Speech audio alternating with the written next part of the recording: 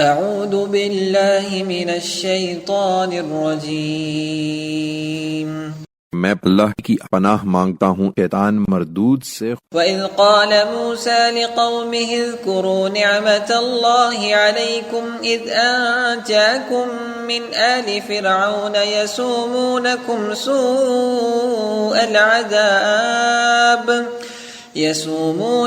سوء العذاب ويذبحون أبناءكم ويستحيون نساءكم وفي ذلكم بلاء من ربكم عظيم۔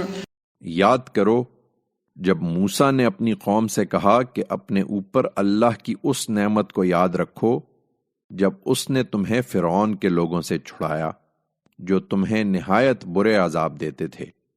وہ تمہارے بیٹوں کو ڈھونڈ ڈھونڈ کر ذبح کر دیتے تھے اور تمہاری عورتوں کو زندہ رکھتے تھے۔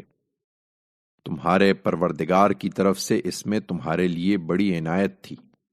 وَإِذْ تَأَذَّنَ رَبُّكُمْ لَئِن شَكَرْتُمْ لَأَزِيدَنَّكُمْ وَلَئِن كَفَرْتُمْ إِنَّ عَذَابِي لَشَدِيدٌ۔ اور یاد رکھو جب تمہارے پروردگار نے خبردار کر دیا تھا کہ اگر تم شکر کرو گے تو ضرور میں تم کو اور زیادہ دوں گا، اور اگر ناشکری کرو گے تو میری سزا بھی بڑی سخت ہے۔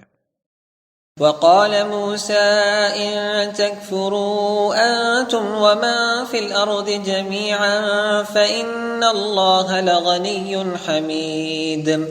اور موسیٰ نے اس کے ساتھ تنبیہ بھی کر دی کہ اگر تم ناشکری کرو اور زمین کے سارے لوگ بھی اسی طرح ناشکرے ہو جائیں تو خدا کا کچھ نہیں بگاڑو گے، اس لیے کہ اللہ بے نیاز اور اپنی ذات میں آپ محمود ہے۔